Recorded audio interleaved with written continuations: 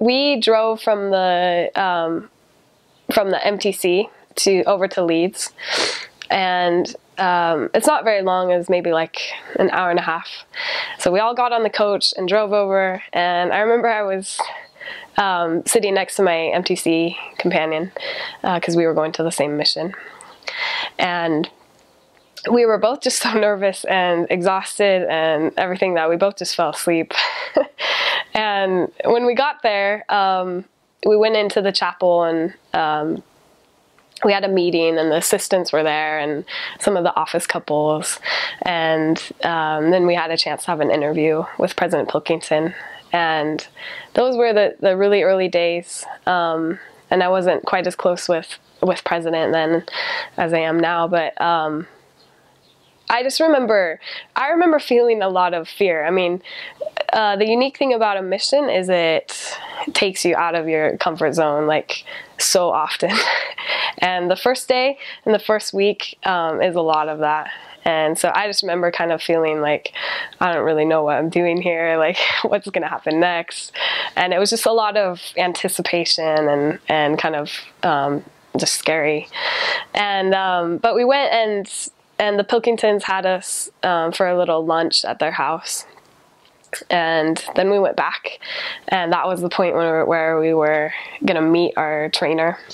And it's funny how those first meetings go, because when new missionaries are coming in and they announce who your trainer is and everything, it kind of turns into a sports event. Like the trainer runs up and hugs you, and everyone is cheering and clapping, and it feels like this big moment, and it is, but it's just funny.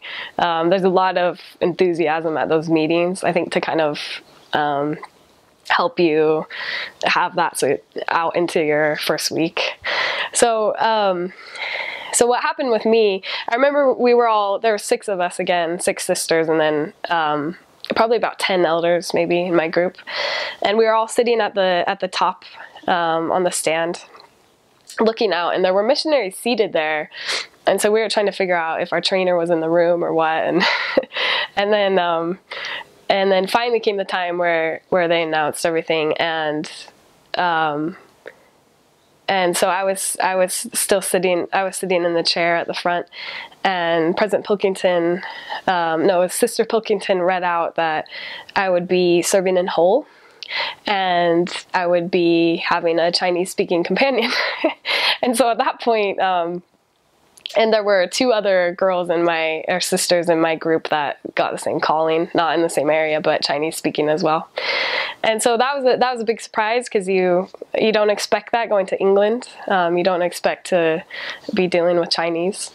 But because there are so many university areas in the Leeds mission, and really in all of England, there's a lot of Chinese that come over, and they're really, really believing people. And there's a need for a Chinese speaker. There's a huge need. And so my trainer was from Hong Kong, and she speaks Cantonese, Mandarin, Korean, and English. So that was kind of intimidating, but we got on really well. The first day and first week, it was hard because I didn't speak Chinese. I wasn't called to speak Chinese. I picked up very, very little. And so the first week we were just trying to work out how I would contribute to lessons and how I would connect with the people. And I remember just feeling like there was this huge barrier between me and the people, because I couldn't talk to them really. And some of them spoke a little bit of English, but we mostly taught in Chinese at that time. And so I remember struggling with that and feeling like, just feeling like I was really replaceable, because I was just an English speaker, and Sister Lam was the Chinese speaker, and she was the one that was doing everything.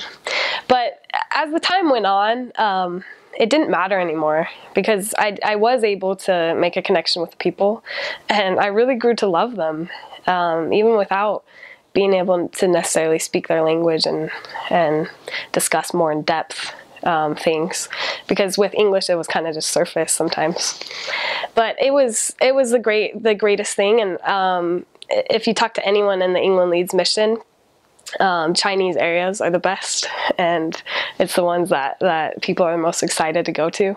And I got to start off in one, so it was amazing.